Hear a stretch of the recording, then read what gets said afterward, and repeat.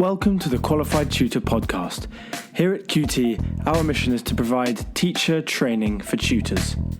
If you are a motivated tutor and you love to learn, the QT podcast will inspire, motivate, and support you to improve your practice. Because tutoring is a small job that makes a big difference. Hello and welcome to our 15th episode of the Qualified Tutor podcast. We are delighted today to be joined by Victoria Gibbs, manager of Tutors International, but more importantly, one of our very first QT alumni. Victoria joined us for the first cohort of qualified tutors and was a hugely valuable and welcome member of our cohort, bringing years of experience in the tutoring industry and also contributing a great deal to the pedagogical discussions of the teaching and learning and helping students through their education. So a huge welcome to you, Victoria. Thank you very much for joining us today. Thank you. What a lovely introduction. Well, Julia Silver, the founder of QT, and I really speaking incredibly highly of this first cohort. And even we began the second cohort last week, we were thinking, God, I wish Victoria was here again, just to direct our discussions and to direct our wonderful breakout groups that we have. Oh, you do flatter me, honestly. Well, that's it's a positive environment that we love to create. So thank you very much, Victoria. So I guess one of the first questions is how did you find the course? We're not going to push you for all of the kind of wonderful answers that we're seeking for, but really, how did you enjoy it? How did you find it passed? Oh, I loved it. I really enjoyed it. I've had nearly 10 years in the industry, and I've sort of danced around education for considerably longer. And I thought this was such a valuable 8-hour course, and just having the different perspectives from all the other attendees on the course and the direction from the course leaders was just absolutely fantastic. And even though I maybe had a little more experience than some of the other people coming onto the course, I was still learning such a lot, and just sharing techniques and tips and it's just what a rich dialogue we had with everyone. It was fantastic. The 2-hour evening, 2 hours an evening sessions, they passed in the blink of an eye. What a great way to spend lockdown. Yes. Well, that's certainly something we've heard, is that it gave a good structure to the week to have that Wednesday evening. There's 2 hours, as you mentioned, kind of to look forward to, maybe a little bit of thinking time beforehand and then a bit of reflection time afterwards. But that kind of leads me on very nicely to my next question, which is how you've been coping during this time, Victoria. I remember you mentioning before that you tend to work from home anyway, so this perhaps didn't disrupt your routine too much, but how have things been during since lockdown? Well, yes, the company I work for, Tutors International, we have always worked from home and done sort of remote working. So the move to lockdown wasn't the great culture shock that it maybe was for a lot of other people. Having said that, there have been differences. The sort of pace of working with the company has changed because obviously the needs of education everywhere has changed somewhat. It's been an interesting few weeks. We did sort of see it coming and start preparing before schools closed down and borders started closing. So we had a little bit of prep time and awareness, but there's definitely been a step change in how we've been operating, I would say. Yeah, I think that's completely unavoidable, really, isn't it? But it seems kind of through the discussions we had recently and during the 4-part course that you'd been able to really manage that time very well, and you'd been able to manage the transition. So perhaps there's a whole another kind of conversation there about how to manage transitions, how to best utilize working from home. 10 years in, I'm well practiced. Well practiced. From home now. And talking of kind of well practiced, setting up kind of good systems of working and learning, we love to ask this question on the QT podcast because we think it reveals a lot about where our guests find themselves in the world of education, at the moment of recording. But Victoria, what kind of student were you, and did you ever have a tutor? Well, no, I never had a tutor. I've been racking my brains, and I really can't remember having a tutor. I did attend extra maths classes at GCSE because I wasn't very good at maths. And there was a small group of us who stayed back, I don't know, every Tuesday night or something, just to do an extra hour or so, just, sort of 6 or 7 students with the teacher. And that made a huge difference, I'm happy to say. I did come out with a very respectable grade at GCSE. So, and then I never did maths ever again, I should say. I like to think I was a sort of, diligent, hardworking, applied kind of student. I was interested, for the most part, in schoolwork. I enjoyed it. I might be looking back with rose-tinted spectacles, but I think I was probably an okay kind of student. That said, I was thinking about this the other day, and I think you could say that the kind of student I was fell into 2 sort of broad categories. So up to sort of GCSE and A levels, I was coasting along. It was, it was all right. I didn't really need additional help unless it was maths. When I got to university, though, that did change. I was still a reasonable student, but I found a grade that I could never break past. Every essay that got returned to me was 66. Every exam grade was 66. And what I really wanted, I would have loved to have a first, but a 67 would have done me. I'd have been pleased with that. And I think at that stage, a little bit of tutoring would have really helped. Really? But I'm also not sure that I would have listened at that stage either. So it swings and roundabouts. Well, yes, maybe, perhaps not, but maybe after working in the tutoring industry for this long, you'd look back and think that maybe you'd have had a sense of a feeling of working with the tutor rather than kind of, oh God, this is another hour that I've got to work. I'm so annoyed my parents have given me this extra hour. Maybe working in a tutoring industry, you have that kind of sympathy towards tutors. Yeah, I think that's absolutely right. Looking at it from this perspective, 4 or 5 hours just at university level getting coaching to improve my ability with essays and exams, it would have made such a difference. And yes, I think I would appreciate it a lot more from this from this vantage point. From this side, yeah. Well, there we go. Well, maybe that's that's kind of one of the key reasons for doing for launching a podcast like this is because these kind of tips about how to work as a student and what our mentality should be, that kind of thing, it often comes from those directly around us, so kind of parents and other peers, but it's not often that we hear from people from education experts and leaders.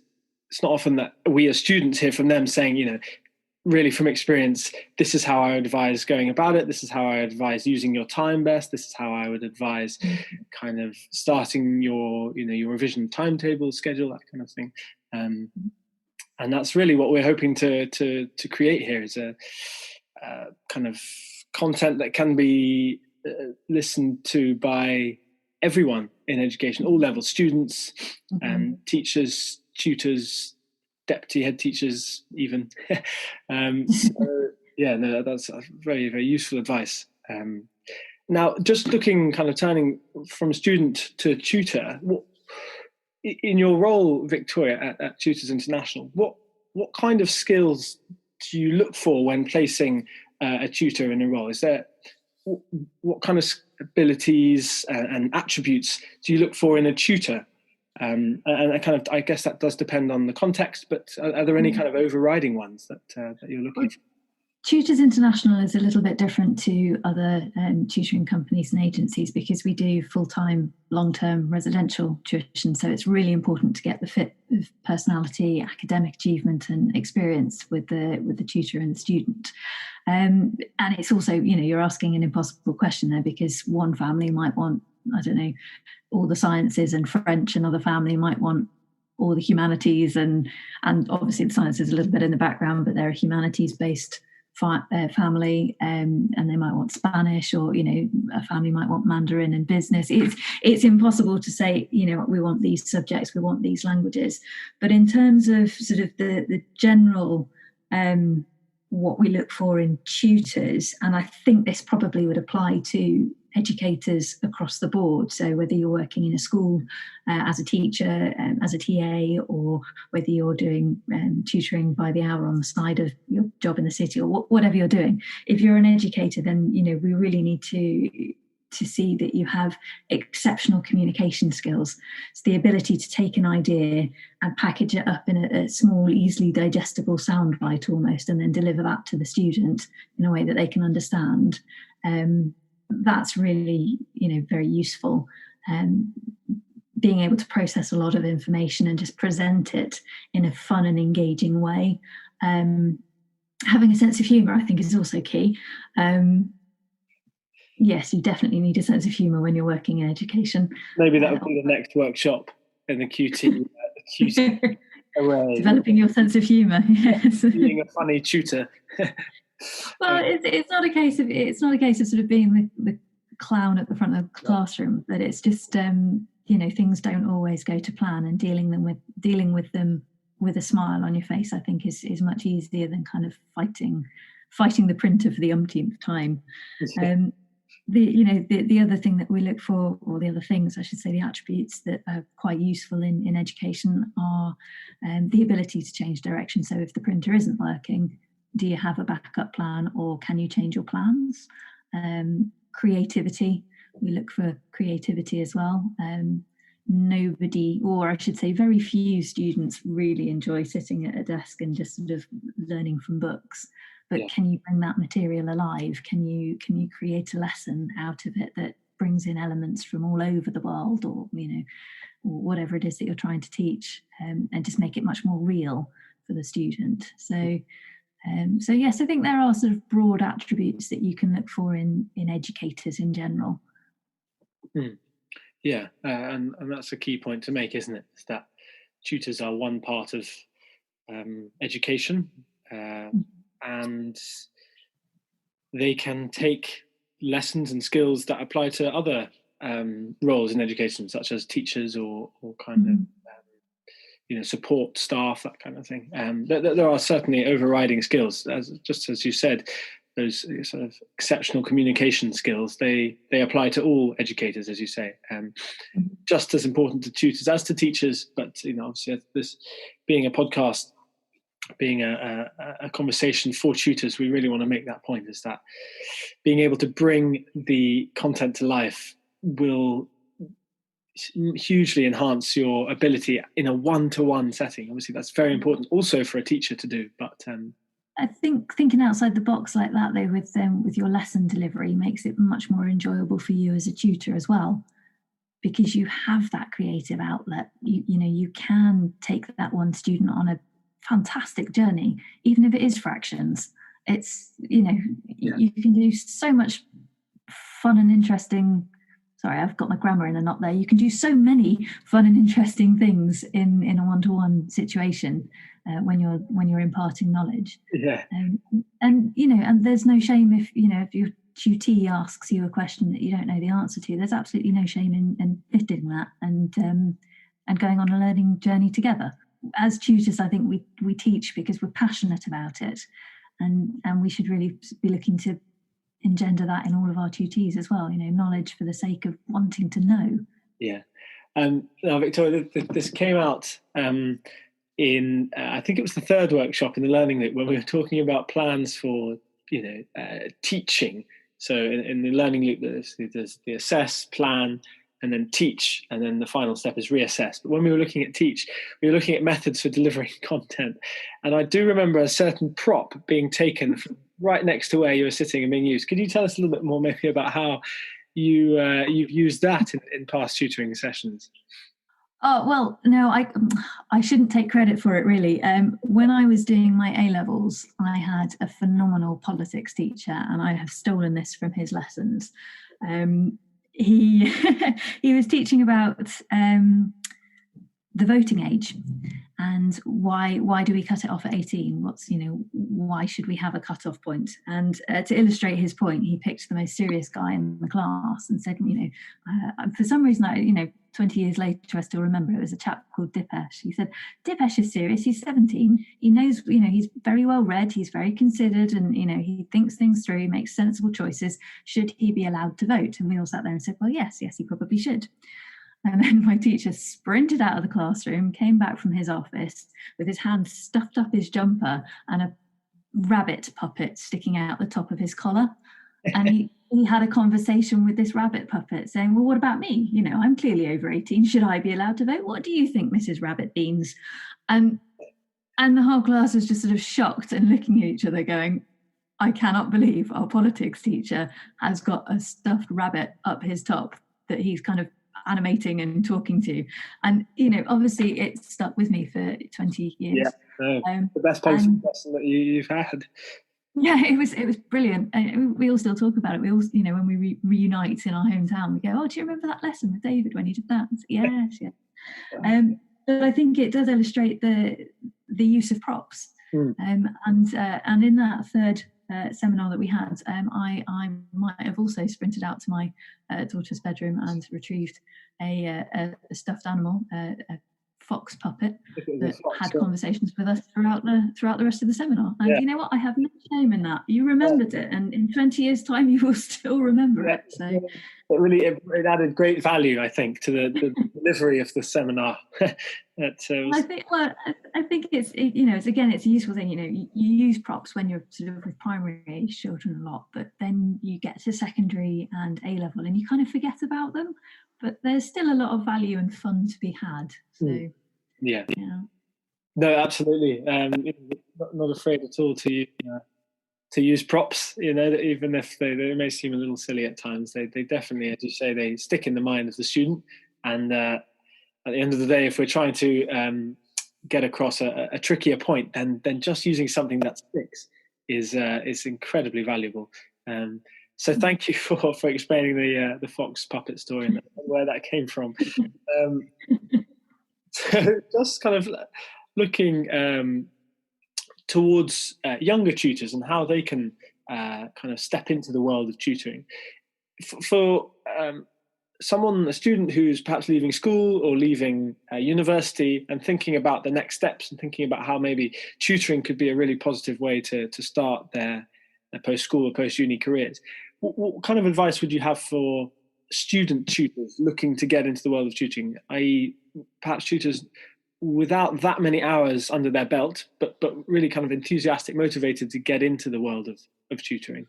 The first thing that I would say is if you really are sort of literally just starting out, you probably want to be looking at your own network. So if you have friends who have younger siblings who need help, and they would be good people to start with, I would definitely avoid putting your name out on social media to start with. And from a sort of safety perspective, I think you need to have a little bit of experience and a little bit of time to build up your confidence and know what you're doing as a tutor before you sort of go public with it, if you like.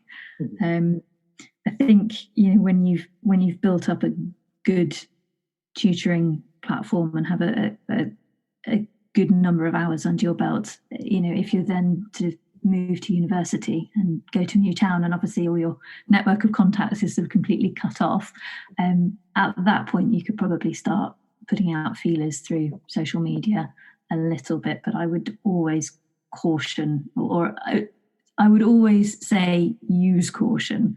I would caution against blanket social media campaigns for your private tutoring, but I would always say, just be very careful. Your safety is important as well. So, yeah, exactly. Your safety as a tutor is important. Your students' safety is important as well. If you're posting about students that you've tutored and using too personal information, then that's something really to watch out for as well. But yes, exactly. So, not just blanketing your services across social media, hoping for people to pick it up, but actually kind of creating relationships with the students you tutor already, maybe tutoring their friends or their family friends or whatever. Slow and steady, isn't it? I mean, you want to make sure that you've got solid foundations for your business, whether it's a full-time business that you're sort of pursuing or whether you're doing it as a hustle. You want to make sure that the foundations are solid, and you're delivering a quality product rather than just sort of sending out your message to all and sundry and hoping that someone bites. Yeah, exactly. Which is, I guess, where the role of an agency or a company comes in, is that they're more able to obviously direct your tutoring work rather than you having to kind of be searching for it the whole time, like many independent tutors do. But we've discussed that in some detail on the QT podcast before, just about which avenue, which path young tutors looking to get into the industry should go down. But really, there are pros and cons to both. But something that's very important that we believe, whichever route you go down, Victoria, is bringing yourself up to speed as a tutor in your training. Now, this doesn't just apply to tutors starting out, but can also apply to tutors who have been tutoring for a while, or perhaps teaching assistants looking to go into tutoring, wanting to kind of make that transition and learn about what's different between classroom teaching and tutoring. But what kind of training do you think a tutor should look for before they begin tutoring, or even several years after they've begun tutoring? What kind of training do you think they should be seeking out? Oh, that's an interesting question. Before you begin tutoring, it's a little bit difficult because you're not quite sure necessarily what your specialism is. So I think I've got to be honest, and you're definitely not paying me to say this, but things like the QT, the Qualified Tutor courses, are a fantastic introduction to what to expect in private tutoring. I think they give some really valuable insight to anyone who hasn't dabbled in the world of education before, and even those who are tutoring already but haven't had any formal training will really find an awful lot of value, and they'll probably find that they start thinking about education in a slightly different way as well, just through doing something like the QT courses. I think if you develop a specialism in primary or secondary subject courses, then obviously you need to be keeping up to date with what the course content is for your age group, subject specialism, and so on. So I understand QT is going to be developing subject-specific training modules over the next few months, and that will be something that I'll be keeping an eye on and really championing when they come out, I think. So that's fantastic training as well. I also think professional development, should be mandatory. If you're not constantly learning yourself, whether that's learning more about your own subject or learning more about sort of pedagogical theory and how to be a better tutor, you're kind of standing still or going backwards. So you really need to be constantly out there sort of looking for ways to improve professionally, and whether that's doing an online course or a course in person. Actually, there are a number of places that do offer courses. So various associations like the British Dyslexia Association has training days that you can attend. Probably not at the moment, but I dare say they'll start up again soon. The TES has various training modules, some online, I think some in person as well. And even places like Reed Employment, and I think Indeed, maybe the jobs boards, Reed and Indeed, they have a lot of online training material which may be of use to tutors. Yeah. It's just a case of going looking for it, I think. Yes, exactly. Being motivated enough to set aside the time to look for that kind of those kind of opportunities, isn't it? Yeah. But as tutors, we are committed and in the habit of preparing well for our sessions, so that should help us in our search for our own jobs. Yeah, well, there's so many good resources there, Victoria, and I think that's maybe the most daunting part about beginning life as a tutor, is that kind of overwhelming sense of, or that overwhelming feeling of do I have to train myself to the standard of a teacher before I can start? Am I maybe slight imposter syndrome for some tutors? They feel that they shouldn't be sitting there educating a child without having really been taught how to do it. A lot of the training that you do for tutoring or in education situations is going to be so applicable in your professional life, whether you stay in tutoring or not. There's a lot of information about communication. There's a lot of information about how to deal with, or how to work with, I should say, how to work with people who've got learning differences or special educational needs, how to sort of interpret changes of mood in people and sort of communicate with them effectively, and how to be professional. And that these skills are so transferable that yes, it might be daunting to be at the very beginning of your tutoring career, but absolutely nothing that you do in terms of continuous professional development will ever go to waste. It's such a positive thing. Wow, that was an amazing quote to end with. Nothing you ever do will go to waste with your CPD.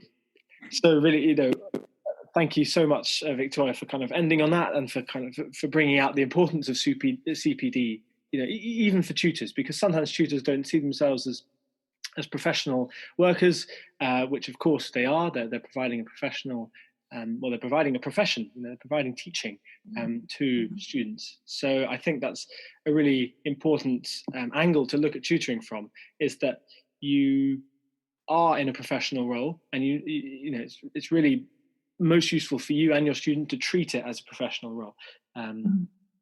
And as you say, the qualified tutor course is hoping to bring that kind of that level of professionalism and that level of professional training to the tutoring industry. And there's certainly those resources you've mentioned, on Indeed and Read and the TES, the Times Education Supplement, and I think that although there are many resources out there, we really haven't seen one that's specific to tutors and which isn't linked to an organisation or an agency or a company already, which is one of the real kind of USPs of our course, is that it doesn't tie you to working for a particular organisation. Yes, I think it's going to be fantastic. When as you flourish as a qualification, it's going to be such a boon for the tutoring industry. I'm so excited. Very good. Well, yes, if you have enjoyed kind of the thought of gaining those new kind of transferable skills that Victoria and I have been discussing here, and that Victoria has been sort of extolling the virtues of, then please do join us in one of our next cohorts. So we the way that the course is structured is that you join a cohort at the start of your course for your first workshop, which is on safeguarding, and then you stay with that cohort for the ensuing 4 weeks. So there's a 2-hour workshop every Wednesday evening, and ranging from the fundamentals of teaching and learning to kind of special educational needs and disabilities, and an introduction to mental health and well-being in the tutoring environment. If you can't make the Wednesday evening slot, then we're very flexible, and we are able to find a time that works for you. So if that's a worry, then please don't let that bother you. But yeah, we are very, very excited to be welcoming in our new cohort who started last week, and the following cohorts will be starting the 1st of July. So please do join us. You can find us at www.qualifiedtutor.org. You can follow the link in the podcast description below. And we will very, very excited for you to join us if you choose to. It is a hugely valuable course. That's kind of really the feedback that we've had so far has expressed that. And as a result, Victoria, we are hugely grateful for you for joining us for this podcast, for joining us for the 4 weeks of the seminar, and we really look forward to working with you on developing the courses and leading our alumni in the future. Thank you. Yeah, it's been a pleasure. Really enjoyed it. Thank you, Ludo. That's not a problem at all. Thank you very much for listening, and we will see you all next time. Thank you once again to Victoria, and we will speak to you very, very soon.